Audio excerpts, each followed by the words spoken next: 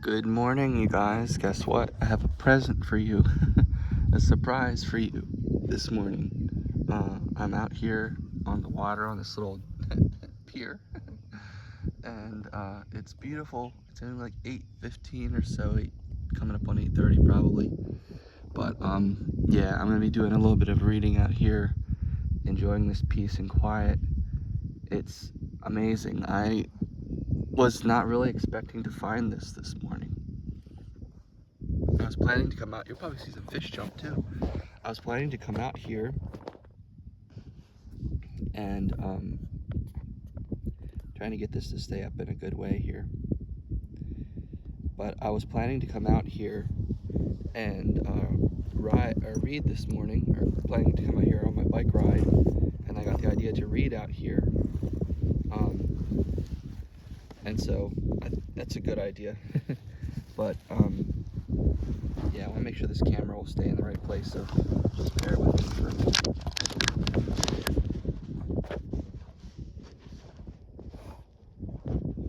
Yeah, I think that should be good, and I think you should be able to hear me okay. Hopefully you'll be able to hear me okay. It's pretty quiet out here. It's actually really quiet. And just the sound of the wind, I guess. Some boat motors. But yeah, we're gonna be reading some more psychology this morning, because that's what I need to read. That's where we're at. So hopefully you can hear me okay. I really hope that you can. Otherwise, it's gonna suck. But I don't think it's gonna suck too bad. So even if you can't read me, this will still be a nice, peaceful video for you to watch. So enjoy it, and turn up your volume if you need to, I guess. But yeah,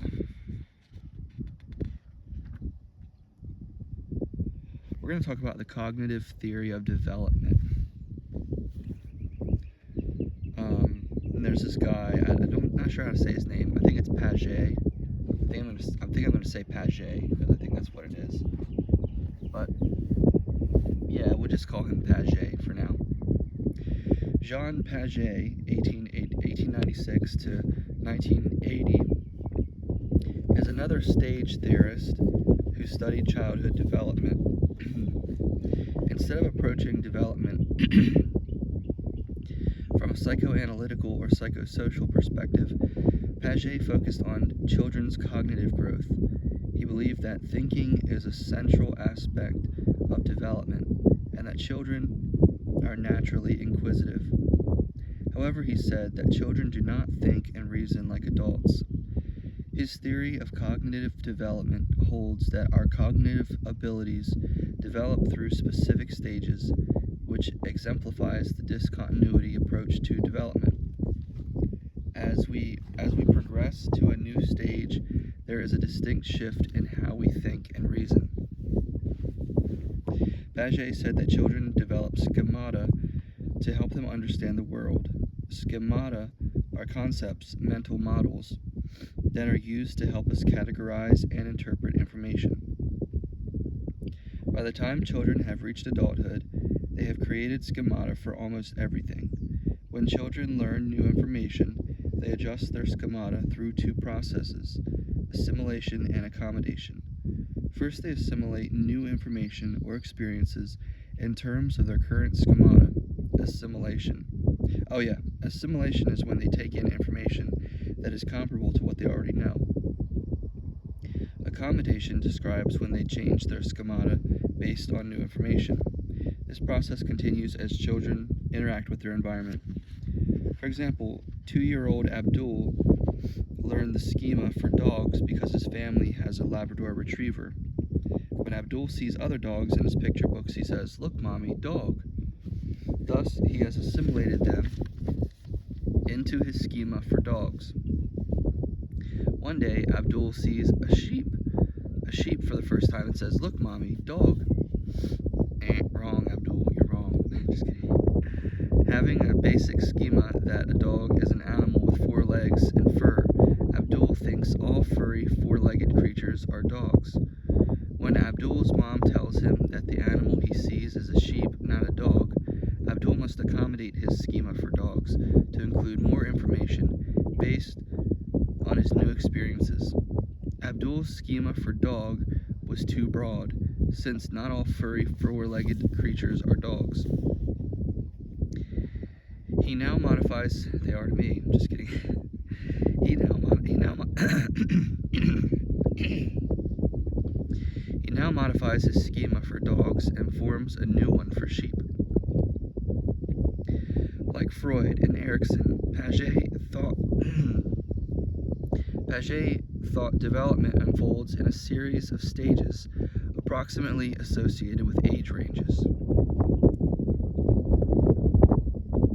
He proposed a theory of cognitive development that unfolds in 4 stages: sensory motor, pre-operational, concrete operational, and formal operational.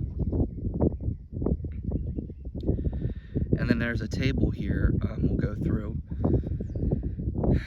And the first bracket is ages 0 to 2. And that stage is called the sensory motor stage. The description is world experienced through senses and actions. The developmental issues related to that are object permanence and stranger anxiety. The next is ages 2 through 6, pre-operational. The description is they use words and images to represent things, but lack logical reasoning. Developmental issues: pretend play, egocentrism, language development. Ages 7 through 11 is the concrete operational stage, and they understand concrete events and analogies logically, perform arithmetical operations, conservation, mathematical transformations. Ages 12 and up, formal operational. Formal operations utilize abstract reasoning, abstract logic, moral reasoning. The first stage is the sensory motor stage, which lasts from birth to about 2 years old. During this stage, children learn about the world through their senses and motor behavior. Young children put objects in their mouths to see if the items are edible, and once they can grasp objects, they may shake or bang them to see if they make sounds. Between 5 and 8 months old, the child develops object permanence, which is the understanding that even if something is out of sight, it still exists. Object permanence. Starting to clear up out here. There's a little man on a boat out there too. A little motorboat.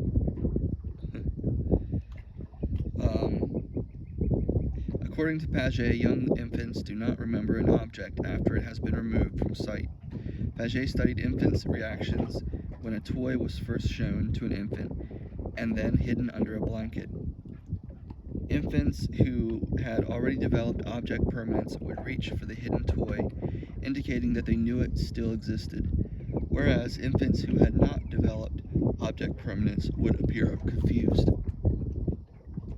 In Paget's view, around the same time children develop object permanence, they also begin to exhibit stranger anxiety, which is a fear of unfamiliar people. Babies may demonstrate this by crying and turning away from a stranger, by clinging to a caregiver, or by attempting to reach their arms toward familiar faces, such as parents. Stranger anxiety results when a child is unable to assimilate the stranger into an existing schema. Therefore, she can't predict what her experience with that stranger will be like, which results in a fear response. Paget's second stage is the pre-operational stage, which is from 2 to 7 years old. In this stage, children can use symbols to represent words, images, and ideas, which is why children in this stage engage in pretend play. A child's arms might become airplane wings as they zoom around the room, or a child with a stick might become a brave knight with a sword. Children also begin to use language in the pre-operational stage, but they cannot understand adult language, adult logic, or mentally manipulate information. The term operational refers to logical manipulation of information, so children at this stage are considered to be pre-operational. Children's logic is based on their own personal knowledge of the world. So far, rather than on conventional knowledge. For example, Dad gave a slice of pizza to 10-year-old Keiko, and this book uses the most diverse names of all time, and another slice to her 3-year-old brother Kenny. Kenny's pizza slice was cut into 5 pieces, so Kenny told his sister that he got more pizza than she did. Children in this stage cannot perform mental operations because they have not developed an understanding of conservation, which is the idea that even if you change the appearance of something, it is still equal in size as long as nothing has been removed or added. It's starting to get a little windy out here. It feels good though, nice and cool. Hopefully you guys can hear me okay. Thanks for watching. During this stage, we also expect children to display egocentrism, which means that the water sloshing around underneath the dock.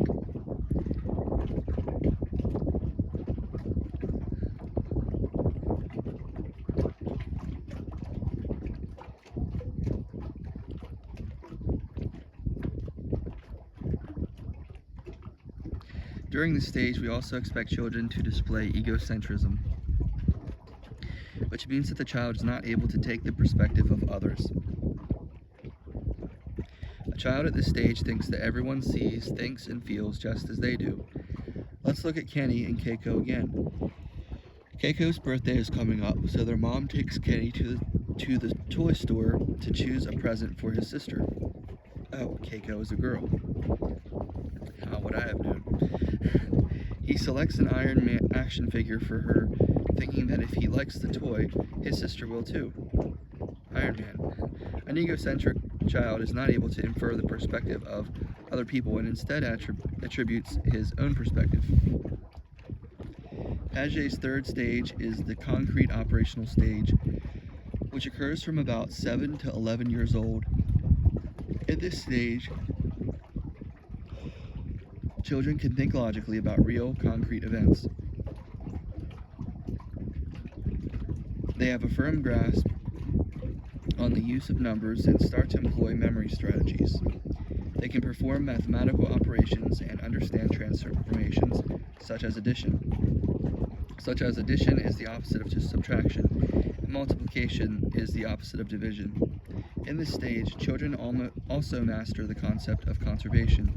Even if something changes shape, its mass, volume, and numbers stay the same.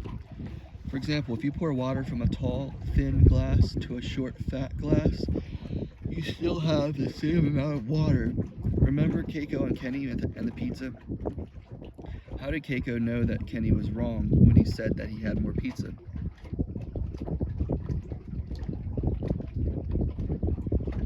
Children in the concrete operational stage also understand the principle of reversibility, which means that objects can be changed and then returned back to their original form or condition.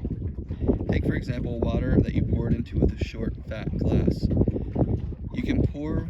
I'm surprised they use the word fat, because fat is such a trigger word nowadays.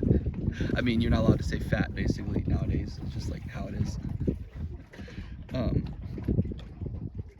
Take, for example, water that you poured into the short, fat glass. You can pour water from the fat glass back to the thin glass and still have the same amount, minus a couple of drops.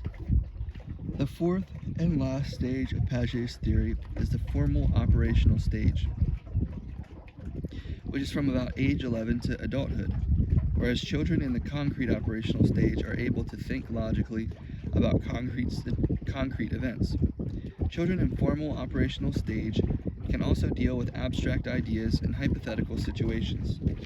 Children in this stage can use abstract thinking to problem solve, look at alternative solutions, and test these solutions. In adolescence, a renewed egocentrism occurs. For example, a 15-year-old with a very small pimple on her face might think it is huge and incredibly visible under the mistaken impression that others must share her perceptions. Yep. Pretty normal there.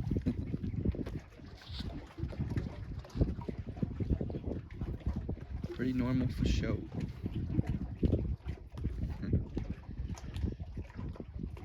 Let's see. Beyond formal operational thought. As with other major contributors of theories of development, several of Paget's ideas have come under criticism based on the results of further research. For example, several contemporary studies support a model of development that is more continuous than Paget's discrete stages. Many others suggest that children reach cognitive milestones earlier than Paget describes. According to Paget, the highest level of cognitive development is formal operational thought, which develops between 11 and 20 years old. However, many developmental psychologists disagree with Paget, suggesting a fifth stage of cognitive development, known as the post-formal stage. In post-formal thinking, decisions are made based on situations and circumstances, and logic is integrated with emotion as adults develop principles that depend on contexts. One way that we can see the difference between an adult in post-formal thought and an adolescent in formal operations is in terms of how they handle emotionally charged issues. It seems that once we reach adulthood, our problem-solving abilities change.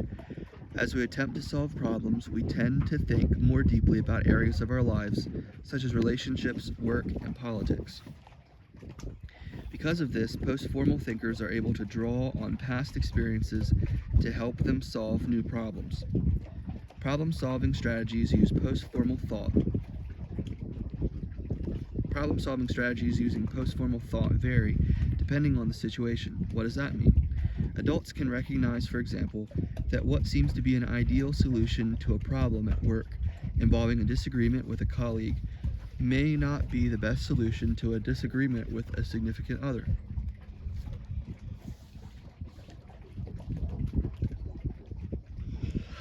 All right, I'll keep going a little bit more here.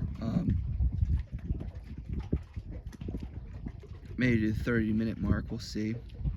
Probably, maybe not. 30 minutes pretty far out. I think I'm gonna be done soon. It's getting chilly out here.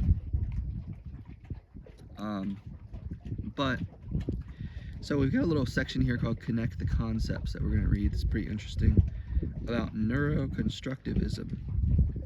I don't know what neuroconstructivism is necessarily, but I love the way that sounds, and I can't wait to learn more about it. Neuroconstructivism. The genetic environmental correlation you've learned about concerning the bidirectional influence of genes and the environment has been explored in more recent theories. One such theory, neuroconstructivism, suggests that neural brain development influences cognitive development. Experiences that a child encounters can impact or change the way that neural pathways develop in response to the environment. An individual's behavior is based on how one understands the world. There's interaction between neural and cognitive networks at and between each level, consisting of these: genes, neurons, brain, body, social environment. These interactions shape mental representations in the brain and are dependent on contexts that individuals actively explore through their lifetimes. Big old fish out there. You guys probably saw that. An example of this would be a child who may be genetically predisposed to difficult temperament. They may have parents who provide a social environment in which they are encouraged to express themselves in an optimal manner. The child's brain would form neural connections enhanced by that environment, thus influencing the brain. The brain gives information to the body about how it will experience the environment. Thus, neural and cognitive networks work together to influence genes, i.e., attenuating temperament, body, i.e., may be less prone to high blood pressure, and social environment, i.e., may seek people who are similar to them. All right. Sociocultural theory of development. It's getting a little interesting here. I like it. See how much more we got in this chapter. Quite more than I thought. Wow. Dang, man. we're on page 390 or 291. We got to get to 314. Gotta read this before tomorrow night's quiz. Sociocultural theory of development. I thought we were further along. Because we were having a good time. Lev Vygotsky was a Russian psychologist who proposed a sociocultural theory of development. He suggested that human development is rooted in one's culture. A child's social world, for example, forms the basis for the formation of language and thought. The language one speaks and the ways a person thinks about things is dependent on one's cultural background. Vygotsky also considered historical influences as key to one's development. He was interested in the process of development and the individual's interactions with their environment. Moral theory of development. A major task beginning in childhood and continuing into adolescence is discerning right from wrong. Psychologist Lawrence Kohlberg, 1927 to 1987, extended upon the foundation that Piaget built regarding cognitive development. Kohlberg believed that moral development, like cognitive development, follows a series of stages. To develop this theory, Kohlberg posed moral dilemmas to people of all ages, and then he analyzed their answers to find evidence of their particular stage of moral development. Before reading about the stages, take a minute to consider how you would consider one of Kohlberg's best-known moral dilemmas, commonly known as the Heinz dilemma. Okay, are you ready? In Europe, a woman was near death from a special kind of cancer. There was one drug that the doctors thought might save her. It was a form of radium that a druggist in the same town had recently discovered. The drug was expensive to make, but the druggist was charging 10 times what the drug cost to make. He paid $200 for the radium and charged $2,000 for a small dose of the drug. The sick woman's husband, Heinz, went to everyone he knew to borrow the money, but he could only get together about $1,000, which is half of what it cost. He told the druggist that his wife was dying and asked him to sell it cheaper or let him pay later, but the druggist said, "No, I discovered the drug and I'm going to make money from it." So Heinz got desperate and broke into the man's store to steal the drug for his wife. Should the husband have done that? Good question, right? Should he have done that? No, he should not have. How would you answer this dilemma? Kohlberg was not interested in whether you answer yes or no to the dilemma. Instead, he was interested in the reasoning behind your answer. After presenting people with this and various other moral dilemmas, Kohlberg reviewed people's responses and placed them in different stages of moral reasoning. According to Kohlberg, an individual progresses from the capacity for pre-conventional morality to the capacity for conventional morality, early adolescence, and toward attaining post-conventional morality once formal operational thought is attained, which only a few fully achieve. Kohlberg placed in the highest stage responses that reflected this reasoning that Heinz should steal the drug because his wife's life is more important than the pharmacist making money. The value of life overrides the pharmacist's greed. That's a good point, but still, should you do something wrong? I don't think so. I understand, though, of course. It's crazy. It's tough, man. It's really tough, you know? Alright. Alright, got a little chart here. Kohlberg identified 3 levels of moral reasoning. We're almost done. Pre-conventional, conventional, and post-conventional. Each level is associated with increasingly complex stages of moral development. Level 1, pre-conventional morality. Level 1, stage 1, obedience and punishment. Behavior driven by avoiding punishment. Level 1, stage 2, individual interest. Behavior driven by self-interest and rewards. Level 2, conventional morality. Level 2, stage 3. Out of all these levels, it's stage 3. Interpersonal. Behavior driven by social approval. Stage 4, authority. This is again on level 2, conventional morality. Stage 4, authority.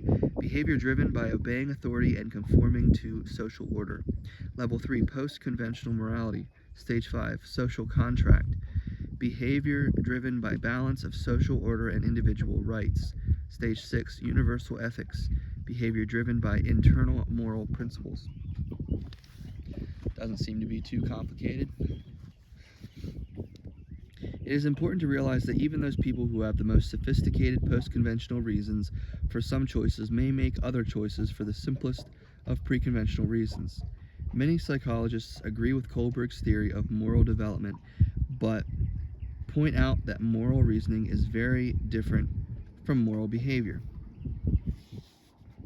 Man, car pulled up and it's so loud, it's not even that close. Because that's how sound travels across the water.